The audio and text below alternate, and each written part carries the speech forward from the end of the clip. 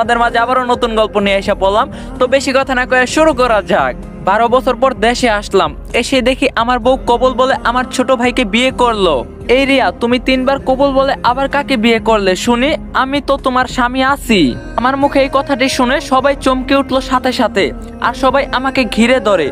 রিয়া বলল, তুমি বেঁচে আছো এখনো? তুমি তো মারা গিয়েছো। তখন আমি বললাম, আমি মারা গিয়েছি মানে? কি বলছো এইসব তুমি? তখন রিয়া বলল, এই সত্যি করে বলো তুমি কে? আরে আমি তোমার স্বামী রাফি। আর কে তোমাকে বলছে আমি মারা গিয়েছি? তখন রিয়া বলল, এইসব মিথ্যা বানোয়াট কথা বলবেন না।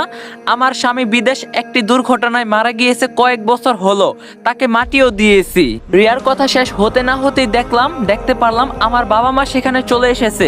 অনেক দিন পরে বাবা মাকে দেখতে পেয়ে জড়িয়ে ধরলাম, কিন্তু আমি লক্ষ্য করলাম তারা আমাকে কোনো পাত্তাই দিচ্ছে না। তখন জিজ্ঞাসা করলাম, মা বাবা তোমরা কেমন আছো? সাথে সাথে আমার মা বাবা বলে উঠলো, কে তুমি বাবা, আর এখানে কেন এসেছো? তুমি তো প্রায় আমার ছেলে রাফির মতোই দেখতে। তখন আমি বললাম, মা আমি তোমার সন্তান রাফি।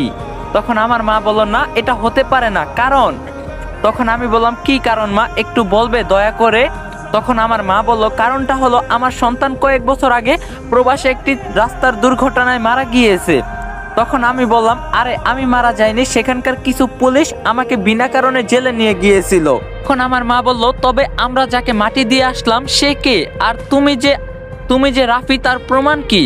তখন আমি বললাম, আরে কি প্রমাণ দিতে হবে শুনি? আমি যে তোমাদের সন্তান এটাই তো অনেক। তখন আমার ছোট ভাই হাসিব বলে উঠলো, আপনি কি চলে যাবেন এখান থেকে, নাকি পুলিশের ব্যবস্থা করব আমরা? তখন আমি বললাম, আরে হাসিব তুই এত রেগে যাচ্ছিস কেন? হাসিব বলল, এই কে আপনার ভাই? হ্যাঁ আমার ভাই মারা গিয়েছে। তখন আমি বললাম, মা বাবা আমি তোমাদের রাফি। তখন আমার বাবা বলল, তার প্রমাণ কি দেখি? রাফি নিজের শরীর থেকে পোশাক খুলে ফেলে বলতে থাকে। রাফি বলল, বাবা তোমার মনে আছে আমার পিঠে জন্মের কিছু দাগ ছিল? তখন বাবা বলল, তখন রাফি বলল, তবে আমার পিছনে এসে দেখো সেই দাগগুলো এখন আছে কিনা। তো রাফির কথা মতো ওর বাবা পিছনে গিয়ে দেখে যে সত্যিই তো রাফির মতোই জন্মের দাগ আছে। তখন রাফি বলল, আরো প্রমাণ লাগবে? আমার পায়ে দেখো আমার 6টি আঙ্গুল আছে। এবার রাফির মা নিজেই দেখে আর সাথে সাথে চিৎকার দিয়ে বলে উঠে, হ্যাঁ এটাই আমার রাফি। বাবা তুই এতদিন কোথায় ছিলি বল? এই কথাটি শুনে সবাই থমকে যায়, কারণ যেই মানুষকে কয়েক বছর আগে মাটি দেওয়া হলো সে আবার কেমন করে আসলো?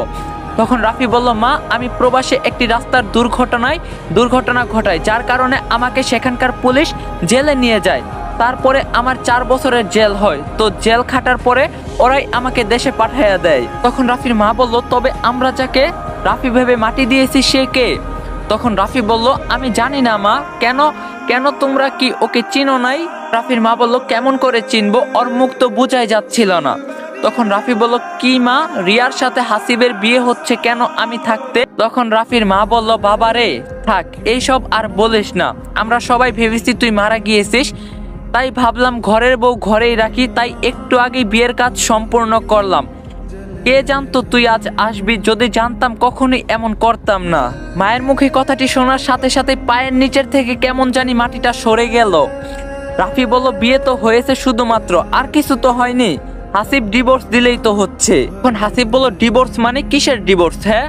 তখন রাফি বলল, তুই রিয়াকে ডিভোর্স দিবি, কারণ রিয়া আমার বউ। সাথে সাথে রিয়া বলে ওঠে, এই যে রাফি, আমি আপনার সাথে থাকতে চাই না, কারণ আমারও হাসিবের বিয়ে হয়ে গিয়েছে। তখন রাফি বলল, বাসর তো হয়নি। তখন হাসিব বলল, হয়নি, তবে হবে, কোনো সমস্যা নাই। তখন রাফি বলল, হাসিব তুই দেখি মুখে মুখে তর্ক করিস, বড়দের সম্মান করতে হয় জানিস না? তখন রাফির মা বলল, এই তোরা সবাই চুপ করবি। তখন রাফি বলল, মা তুমি হাসিবকে বোঝাও যে রিয়া তোর বড় ভাইয়ের বউ। তখন রিয়া বলল, মা বুঝিয়ে কি হবে, হ্যাঁ আমি আর তোমাকে চাই না। তখন রাফি বলল, কেন শুনি? তখন রিয়া বলল, কারণ এটাই আমি এখন হাসিবকে ভালোবাসি। হাসিব চলো রুমে চলো, এখানে যতই থাকবো শুধুমাত্র টাইম নষ্ট হবে। কথাটি বলে যখন রিয়া হাসিবের হাতটি ধরে রুমের দিকে যাবে, এমন সময় রাফি রিয়ার হাত ধরে ফেলে। রাফি বলল, রিয়া দাঁড়াও, আমাকে ছেড়ে এইভাবে যেতে পারো না। যেই না রিয়ার হাতটি ধরে এই কথাটি বলছে, তার সাথে সাথে রিয়া ঠাস ঠাস করে থাপ্পড় দিয়ে ওঠে। এটা করে না পরপুরুষের বউয়ের হাত ধরেন। রিয়ার এমন রাগ দেখে রীতিমতো সবাই আশ্চর্য হয়ে ওঠে। তখন রাফি বলল, তুমি আমাকে থাপ্পড় দিলে? তখন রিয়া বলল দিয়েছি, আবার আবার বেয়াদবি করলে আবার দিব। কথাটি বলে হাসিবের হাতটি ধরে হন হন করে ভিতরে চলে গেল। এমন সময় রাফির মা রাফিকে বলে উঠল, বাবা চিন্তা করিস না, আয় ভিতরে আয়, খাওয়া দাওয়া কর, চোখ মুখ দেখে বোঝা যাচ্ছে অনেক অনেক খিদা পেয়েছে তোর। কথাটি শুনেই রাফি মনে মনে বলতে থাকে, আমার বউয়ের বিয়ে আমাকে খাওয়াবে, বাহ। তখন রাফি বলল, না আমি খাবো না, আমার রুমে নিয়ে চলো, ঘুমিয়ে যাব। রাফির মা বলল, ঠিক আছে বাবা চল। তো এরপরে রাফিকে একটি রুমে নিয়ে গিয়ে ঘুমানোর জন্য জায়গা করে দেওয়া হয়। অনেক জার্নিও হাজারো টেনশন নিয়ে রাফি ঘুমিয়ে পড়ে, কিন্তু হঠাৎ করেই মধ্যরাতে রিয়া চিৎকার দিয়ে ওঠে আর বলতে থাকে, প্লিজ আমাকে মেরে ফেলো না, হাসিব বাঁচাও আমাকে। এমন চিৎকার শুনে সাথে সাথে হাসিবের ঘুম ভেঙে যায় আর দেখতে পাই রিয়া ঘুমের মধ্যে এমন চিৎকার করতেছে। তখন হাসিব বলল, রিয়া, এই রিয়া কি হয়েছে তোমার, এমন চিৎকার করতেছো কেন? হাসিবের ডাক শোনা মাত্রই রিয়ার ঘুম ভেঙে যায়। তখন রিয়া বলতে থাকে, আমি একটা স্বপ্ন দেখছি। তখন হাসিব বলল, স্বপ্ন দেখে কেউ এমন করে চিৎকার করে? হ্যাঁ, আর একটু হলে তো আমি ভয় পাইছিলাম। রিয়া বলল, শোনো তবে কি হয়েছে? আমি দেখলাম রাফি আমাকে মেরে ফেলতাছে, কত রিকোয়েস্ট করলাম তবুও ছাড়ছে না। তখন হাসিব বলল, তুমিও না হও, আমি থাকতে তোমার কিছু হবে না, কথাটি মাথায় রাখো। তখন রিয়া বলল, শোনো একটা কথা বলি। তখন হাসিব বলল, আরে বাবা পারমিশন নিতে হবে না, বলো কি বলবা। তখন রিয়া বলল, তোমার বাবার সম্পত্তি এখন 2 ভাগ হবে, কিন্তু এই সব কিছু তোমার নামে লিখে দেওয়ার কথা ছিল। হাসিব বলল, কিন্তু কি আর করার বলো, ও তো ফিরে এসেছে। তখন রিয়া বলল, তাতে কি, আমরা যে কোনোভাবেই রাফিকে এই বাসা থেকে তাড়াবো। তখন হাসিব বলল, মানে তুমি কি বলতে চাচ্ছ? রিয়া বলল, আমরা কোনো একটি কাহিনী ঘটিয়ে রাফিকে এই বাসা থেকে বের করে দেব, তারপর পুরো সম্পত্তি তোমার নামে লিখে নিব। তখন হাসিব বলল, আচ্ছা দেখা যাক, তবে এখন ঘুমাও, অনেক রাত হয়েছে। এরপরে আর কোনো কথা বাড়াবাড়ি না করে দুজনেই ঘুমিয়ে পড়ে। পরের দিন রাফি সকালবেলা উঠেই একটু বাহিরে হাঁটাহাঁটি করতে যায়। বেশ কিছুক্ষণ হাঁটার পর হঠাৎ করে একটি মেয়ে এসে সালাম দেয়, আসসালামু আলাইকুম, কেমন আছেন? তো অবাক হয়ে বলে, ওয়ালাইকুম আসসালাম, কে আপনি? চিনলাম না তো সঠিক। আমার নাম পুতুল। পুতুল নামটি বলার সাথে সাথেই রাফি বলে ওঠে, ওহ পুতুল তুমি, কিন্তু তোমার এই অবস্থা কেমনে হলো? তখন পুতুল বলল, যাক তবে চিনতে পারছো? তখন রাফি বলল, তোমাকে কি ভোলা যায়, বলো কেমন আছো? তখন পুতুল বলল, আলহামদুলিল্লাহ ভালো আছি, কিন্তু এখন এই মুহূর্তে আরো বেশি ভালো। তখন রাফি বলল, সত্যি তুমি অনেক চেঞ্জ হয়ে গেছো। তখন পুতুল বলল, তুমিও। তখন রাফি বলল, তোমার স্বামী কেমন আছে? তখন পুতুল বলল, আমি এখনো বিয়ে করি নাই। তখন রাফি বলল, মানে? তখন পুতুল বলল, সবই তো জানো, আবার নতুন করে কি জানতে চাইতেছো শুনি? তখন রাফি বলল, তোমার মাথায় নিশ্চয়ই সমস্যা আছে, কেউ এমন করে নিজের জীবনটাকে শেষ করে? পুতুল বলল, ভালোবাসি যে তাকে এখনো। রাফি বলল, তোমার এটা পাগলামি, কারণ পাগলামি ছাড়া কখনো সম্ভব না এটা। তখন পুতুল বলল, তাকে ভোলার অনেক চেষ্টা করছি, কিন্তু দিন শেষে তাকে ভুলতে পারিনি, হয়তো এটা আমার ব্যর্থতা। তখন রাফি বলল, থাক কিছু বললাম না, আজ চলি, আবার অন্যদিন কথা হবে। তখন পুতুল বলল, তুমি একটু সাবধানে থাকিও। তখন রাফি বলল, কেন? তখন পুতুল বলল, তোমার বাসার লোক ভীষণ ডেঞ্জারাস। তখন রাফি বলল, একদম বাজে কথা বলবা না, আমার পরিবারের লোকজনকে আমি ভালোভাবে চিনি। তখন পুতুল বলল, ওহ জানো আমার এই অবস্থা হবার কারণ কি?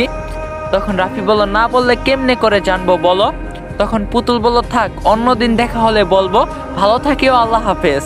এটা বলে পুতুল সেখান থেকে চলে যায়। আপনারা বলতে পারেন পুতুলকে? এখন বলা যাবে না, ধৈর্য ধরুন, সব জানতে পারবেন ইনশাল্লাহ। তো এরপরে রাফি আর কিছু জানতে না চেয়ে বাসায় চলে আসে। এসেই দেখে সবাই খেতে বসেছে। এমন সময় রাফির মা বলে ওঠে, রাফি ফ্রেশ হয়ে আয়, এসে খাবার খাবি, খেয়ে নে।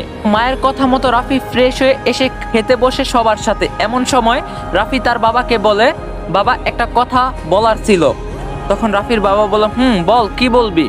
তখন রাফি বলল, আমি তো দেশে ফিরে আইছি, এখন ব্যবসা করব এবং জমিতে চাষবাদ করব। তখন রাফির বাবা বলল, তো এতে আমি কি করব?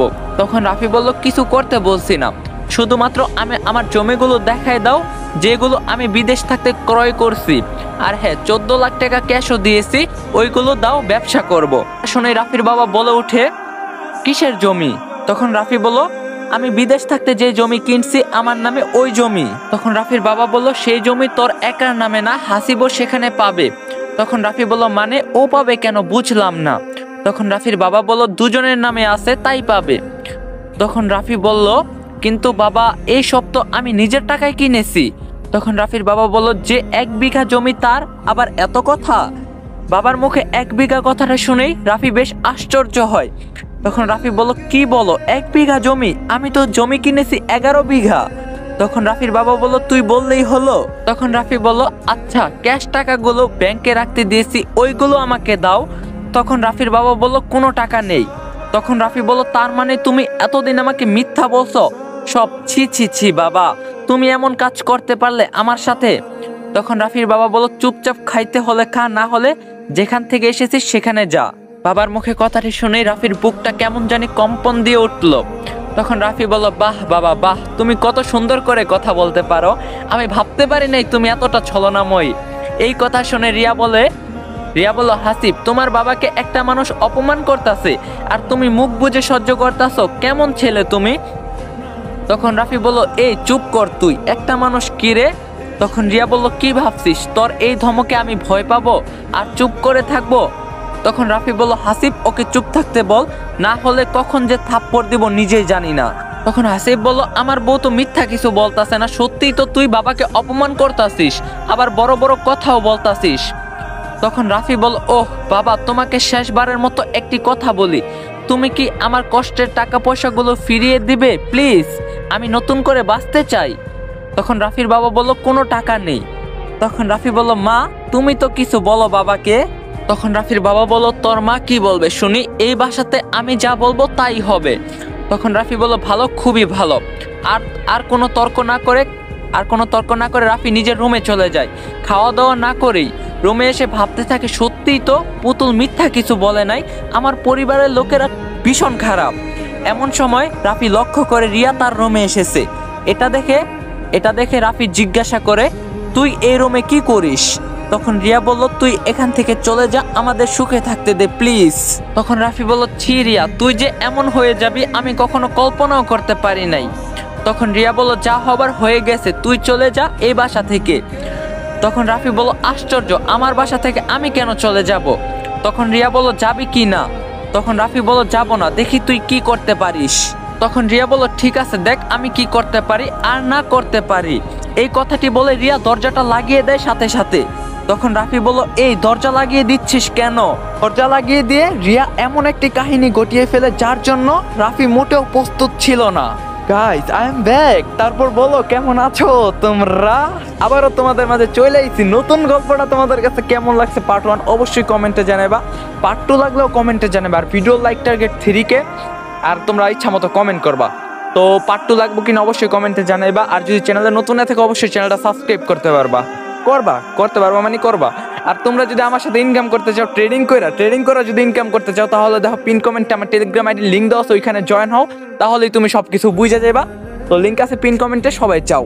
তো দেখা হইব কালকে পার্ট 2 তে। আল্লাহ হাফেজ।